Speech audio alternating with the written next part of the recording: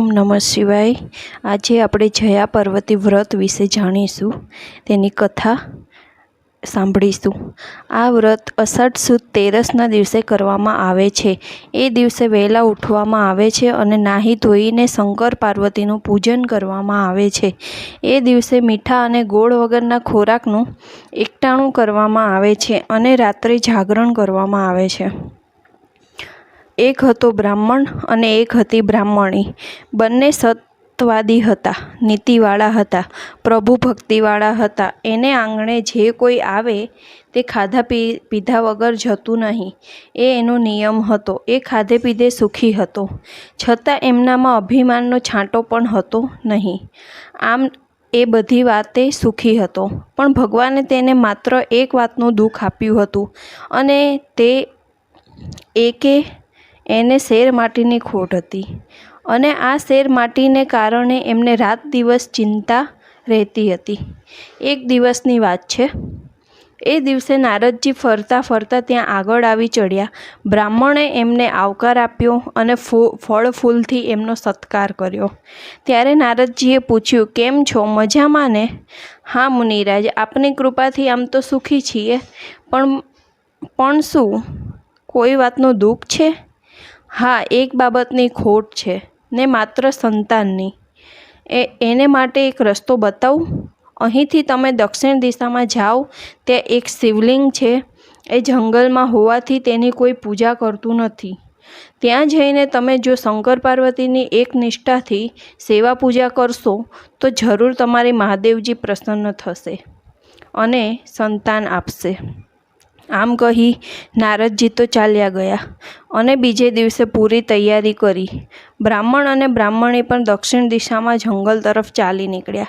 થોડા દિવસ તેઓ ભૂખ્યા અને તરસ્યા મહાદેવના મંદિરની શોધમાં જંગલમાં રખડ્યા, પણ ક્યાંય એમને આવું મંદિર દેખાયું નહીં। એટલે આખરે એ તો થાકીને હારીને એક ઝાડ નીચે બેઠા અને વિચાર કરવા લાગ્યા કે હવે શું કરવું।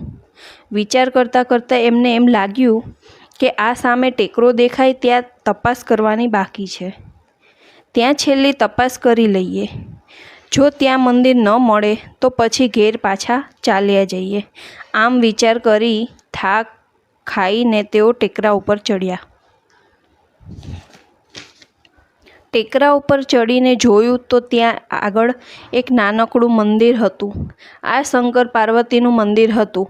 એક ખૂણામાં એમને રહેવાની ગોઠવણ કરી, પછી સ્નાન કરી તેઓએ પૂજાની શરૂઆત કરી દીધી।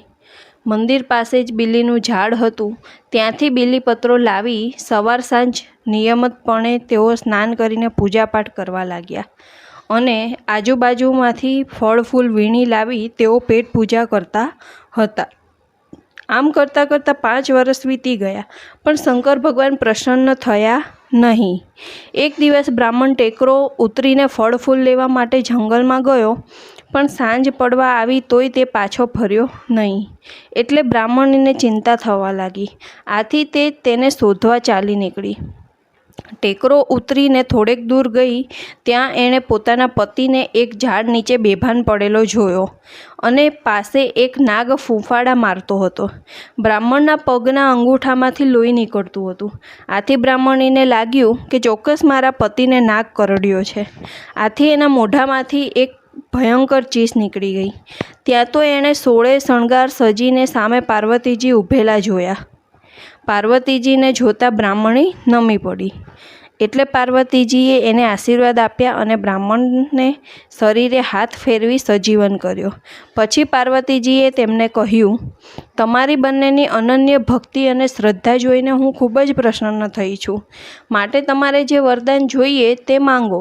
માતાજી, અમારે તો શેર માટીની ખોટ છે, માટે એનો કોઈ ઉપાય બતાવો। તમે જો જયા પાર્વતીજીનું વ્રત કરશો તો જરૂર તમારે સંતાન થશે।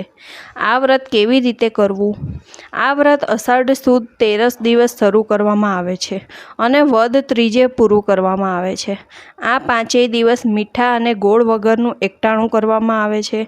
પહેલાં 5 વર્ષે જુવારનું ભોજન ખાઈને, બીજા 5 વર્ષ મીઠા વગરનું ખાઈને, ત્રીજા 5 વર્ષ સામા ખાઈને અને ચોથા 5 વર્ષ મગ ખાઈને વ્રત કરવામાં આવે છે। છેલ્લા દિવસે જાગરણ કરવું જોઈએ. જ્યારે 20 વર્ષ પૂરા થાય ત્યારે વ્રતનું ઉજવણું કરવું અને સૌભાગ્યવતી સ્ત્રીઓને પતિ સહિત ભોજનનું આમંત્રણ આપી ભાવપૂર્વક જમાડવા. પછી કંકુ જેવા સૌભાગ્યના દ્રવ્યો દાનમાં આપવા. આ પ્રમાણે વ્રત કરનારને સૌભાગ્ય પ્રાપ્ત થાય છે, પતિનો વિયોગ નષ્ટ થાય છે અને અખંડ સુખ પણ મળે છે. આમ કહીને પાર્વતીજી તો અંતર્ધ્યાન થઈ ગયા અને બ્રાહ્મણ તથા બ્રાહ્મણી પોતાને ઘેર પાછા આવ્યા.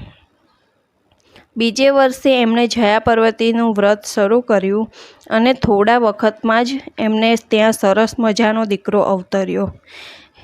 હે જયા પાર્વતીજી, બ્રાહ્મણ અને બ્રાહ્મણીને જેવા ફળ્યા તેવા આ વ્રત કરનાર, કથા કરનાર અને કથા સાંભળનાર સૌને ફળજો. અહીંયા જયા પાર્વતી વ્રત કથા સંપૂર્ણ થાય છે.